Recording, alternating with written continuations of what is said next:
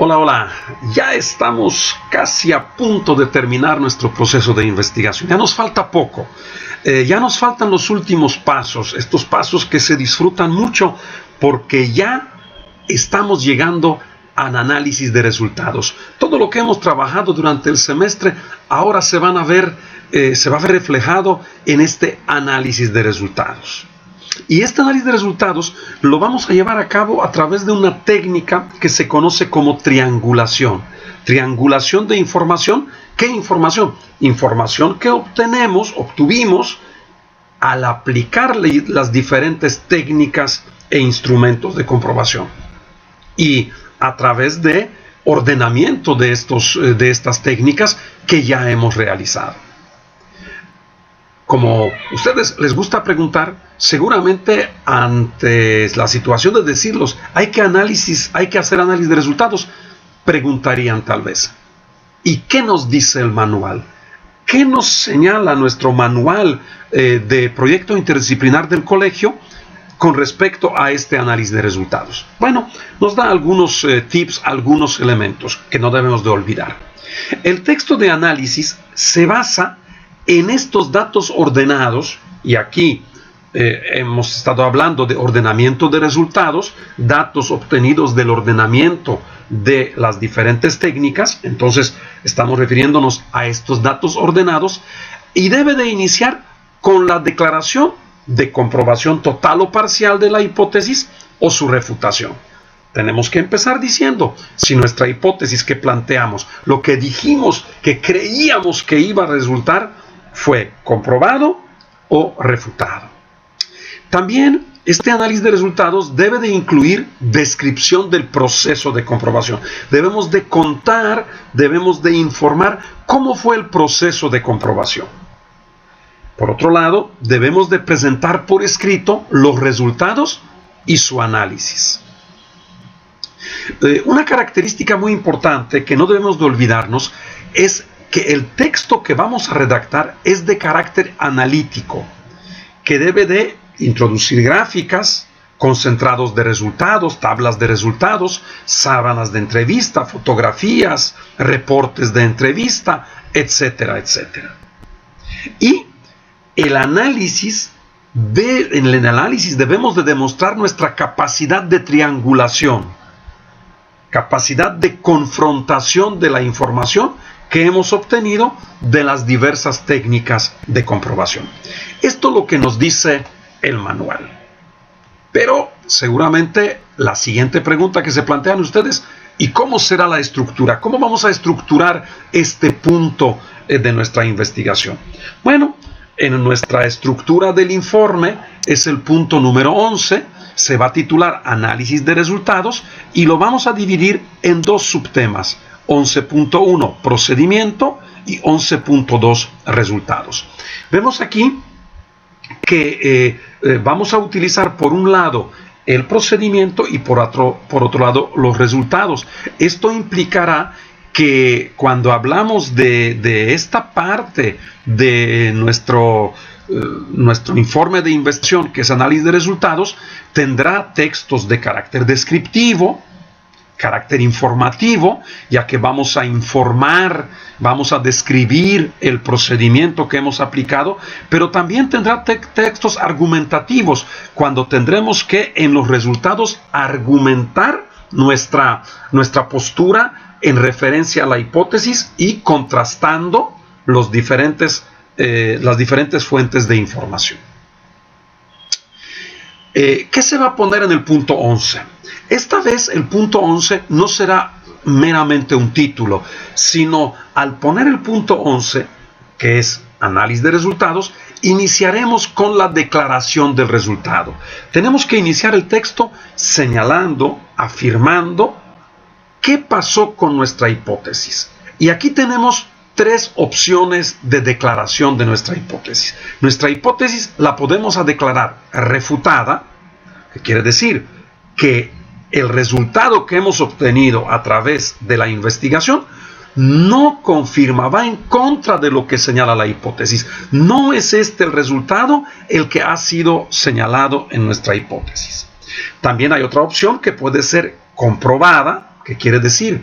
Que lo que nosotros supusimos, lo que nosotros planteamos como una probable respuesta al problema planteado, resultó ser correcta, resultó ser así. Y tenemos pruebas, tenemos elementos, tenemos datos que hemos obtenido en las diferentes técnicas de comprobación que permiten afirmarnos que nuestra hipótesis ya se convierte ahora en tesis, ya es una tesis, ya es cierta, y así es la realidad con la que nos hemos encontrado.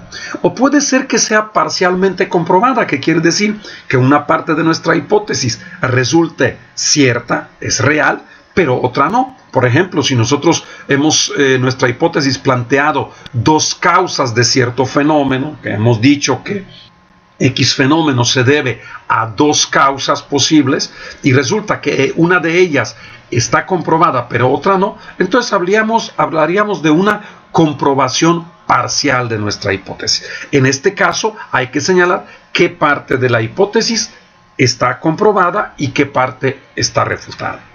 En cualquiera de los casos, en cualquiera de las declaraciones que hagamos, no demerita el valor de nuestra investigación. Nuestra investigación sigue siendo válida independientemente de la declaración que realicemos. Y debemos ser sinceros, debemos ser honestos al señalar esta declaración. Además, es importante señalar lo que realmente, el resultado que realmente hemos obtenido, porque posteriormente tendremos que argumentarlo, tendremos que argumentar por qué es refutada, mostrar pruebas, datos, resultados que nos señalen que es refutada, como también en caso de que sea comprobada o parcialmente comprobada, tenemos que argumentar esta declaración. Por lo tanto, en el punto número 11, es un punto breve, es un punto bastante sencillo que consiste simplemente en la declaración del resultado de nuestra hipótesis. Bueno, ¿y qué se va a poner en el 11.1 que está titulado como procedimiento? ¿Qué ponemos ahí en el procedimiento? En esta parte del texto vamos a informar, este texto informa sobre el desarrollo del proceso de comprobación. Vamos a informar, vamos a contar, ustedes van a contar, van a describir cómo fue este proceso. Por eso hablamos también de la descripción del proceso de comprobación. Tendrán que ir contando cada una de las técnicas, describir la aplicación de cada una de las técnicas y contar, por ejemplo, de qué manera se llevó a cabo la encuesta, qué dificultades hubieron, en qué se facilitó la aplicación de la encuesta, cuáles fueron las características de este proceso. Lo mismo si hicieron entrevistas, explicar de qué manera se llevaron a cabo, qué dificultades hubieron, cuál fue el procedimiento en el que llevaron a cabo estas entrevistas o la experimentación, en qué consistió, y habrá necesidad de describir todas las técnicas una por una. Al describir, al informar, al contar, al hacer ese texto informativo de cómo fue el proceso, al describir los procesos que se realizaron, deben de incluirse imágenes que sean evidencia de las actividades realizadas. Si nosotros vamos a describir que realizamos una videoconferencia en Meet para llevar a cabo la entrevista, bueno, tendremos que respaldar esta afirmación con capturas de pantalla de esta videoconferencia. Y esto nos permitirá identificar o dar pruebas de haber realizado realmente los procesos de los que estamos hablando. Describir el proceso de ordenamiento de resultados también. Vamos a describir el proceso de realización de la técnica, de aplicación de la técnica, pero también describir el proceso de ordenamiento de resultados, incluyendo evidencias de este ordenamiento, que las evidencias pueden estar en el texto o podemos mandarlos a ver a anexos. Por ejemplo, si la evidencia es un reporte de entrevista, cuando contaremos que, por ejemplo, la entrevista especialista lo ordenamos a través de un reporte de entrevista, mandaremos a ver este reporte de entrevista a anexos, utilizando entre paréntesis la expresión ver anexo A, ver anexo B. Posteriormente incluiremos estas evidencias en los anexos. Si las evidencias no abarcan muchas hojas, no son de mucho volumen, entonces podemos incluirlas también dentro del texto. Sin embargo, en este caso, la mayoría de las evidencias de ordenamiento de resultados se presentarían en los anexos. Ojo, no se presentan resultados. En este 11.1, que es el procedimiento, no vamos a presentar todavía resultados. Solamente vamos a informar, vamos a describir cómo llevamos a cabo el proceso de comprobación, sin decir todavía cuáles fueron los resultados obtenidos. Esto será el siguiente punto. ¿Y cómo se va a presentar 11.2 resultados? Es otra pregunta que nos planteamos. Bueno, ¿cómo será esta segunda parte del texto?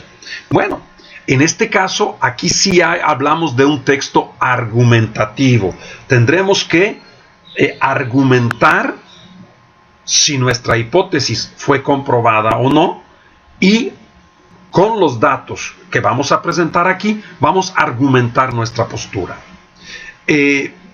También el texto tiene que llevar el análisis. No basta con presentar el resultado, no basta con meter las gráficas y decir, ahí está, 50% dijo esto, 50% dijo lo otro. Bueno, pero ¿esto qué significa? No basta con que incluyamos una gráfica, por ejemplo, de una pregunta de la encuesta, y simplemente la vayamos a leer por escrito, diciendo, como podemos ver en la gráfica, 10% contestó que sí, 20% que no, y 70% que tal vez. Bueno, ese es el resultado, pero hay que analizarlo.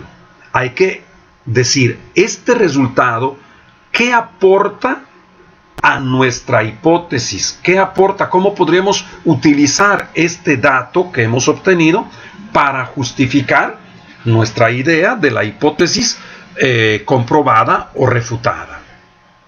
También debemos de utilizar a lo largo de todo el texto siempre, la triangulación de fuentes. ¿Qué es triangulación de fuentes? Triangular fuentes es contrastar los resultados obtenidos. Ustedes tienen varias fuentes de información. Tienen fuentes, por ejemplo, tienen la encuesta, tienen entrevistas a especialista, informante clave, tal vez tienen referentes teóricos que también ya obtuvieron, en otros casos tienen diario de campo, tienen experimentación, y siempre hay que contrastar. Es decir, tenemos que plantearnos, por ejemplo, si en una pregunta que planteamos en la encuesta obtuvimos un resultado, debemos de ver sobre este tema, sobre este aspecto, qué información tenemos en las entrevistas, qué dijo el especialista sobre esto, qué dicen, cómo los informantes claves nos pueden dar información, nos pueden ayudar a interpretar, a analizar esto, porque profundizaron en las respuestas, qué información obtuvimos del experimento, qué información obtuvimos de observación de campo, por ejemplo. Entonces, siempre tenemos que ir triangulando, tenemos que ir contrastando los resultados que hemos obtenido de diferentes técnicas de comprobación. Entonces, no se trata de que primero presentemos resultados de una técnica, después resultados de otra. No, así no. Es siempre triangulando, siempre contrastando, al mismo tiempo yéndose a ciertos aspectos de análisis, siempre contrastando las diferentes fuentes de información. También debemos dentro de este análisis, dentro de esta triangulación, usar gráficas, citas de entrevistas, citas del diario de campo, etc. Es decir, no basta decir que este es el resultado. Hay que, en esta argumentación, hay que justificarlo con gráficas, en caso de, por ejemplo, encuestas o resultados de experimentos, o podemos también utilizar citas de entrevistas, ¿verdad? Citas del diario de campo que hemos logrado obtener aplicando nuestras técnicas. Y aquí tal vez la pregunta sería cómo insertar en el texto imágenes o citas. Siempre cuando vamos a insertar imágenes, gráficas, cuadros, tablas, fotografías, citas, siempre respetando las normas APA. Entonces vamos a usar entre paréntesis esta expresión de ver gráfica X, gráfica 5, 10, 20 en el texto, ¿verdad? Si vamos a hablar de un aspecto de análisis, pondremos entre paréntesis ver gráfica X y añadiremos el título de la gráfica en la parte inferior. Por ejemplo, aquí tenemos, con respecto a los adolescentes que consideran, les dan un buen uso a las redes sociales, un 62% del universo considera que sus acciones en estas son positivas. Ver gráfica 20, ¿verdad? Y ya incluimos la gráfica. En caso de en citas de entrevistas o diario de campo, se aplican también normas APA. Si las citas son mayores de 40 palabras, menores, se usan las mismas normas que cuando citamos referentes bibliográficos, ¿sí? Poniendo con el referente al finalizar. Por ejemplo, ¿cómo podremos poner? Si es una entrevista al especialista, referente entre paréntesis será entrevista al especialista y la fecha. Entrevista al informante clave 1, por ejemplo, si tuvimos 2 informantes, y la fecha. No tenemos que poner nombre, no tenemos que especificar quién fue ni el especialista ni el informante. Nada más así, porque los datos ya los tenemos en la descripción y en el análisis, en la presentación de resultados. Y si es diario de campo, entonces pondremos diario de campo y la fecha. Esto entre paréntesis, finalizando la cita. Es de esta manera que debemos de presentar nuestro análisis de resultados. Es un texto en prosa, obviamente, y ya vimos que puede ser de un carácter informativo, descriptivo o analítico, argumentativo, dependiendo en qué parte lo estamos utilizando. Y requiere de evidencias a través de gráficas, fotografías, a través de tablas o citas de las entrevistas realizadas. Por ejemplo, si hemos realizado un experimento, pues en el procedimiento del experimento tenemos que representar las fotografías que nos muestren cómo fue el proceso y posteriormente ya las tablas de resultados y las gráficas a partir de estas tablas en esta parte de resultados como tal. Bueno, pues casi llegando a la meta, ya nos falta poquito, casi estamos llegando a la meta. Después de este paso de presentar análisis de resultados, lo único que nos va a faltar es elaborar el informe. Elaborar el informe y posteriormente defenderlo, presentarlo, orgullosamente mostrar todo el trabajo del semestre. Nos falta poquito, entonces no te rindas. Tú puedes, ya falta poco, ¿sí? Y quizá aún no llego a mi meta, pero estoy muy cerca de lo que estaba, más cerca de lo que estaba ayer. Acuérdese que hoy estás más cerca de lo que estabas ayer, ya falta poco.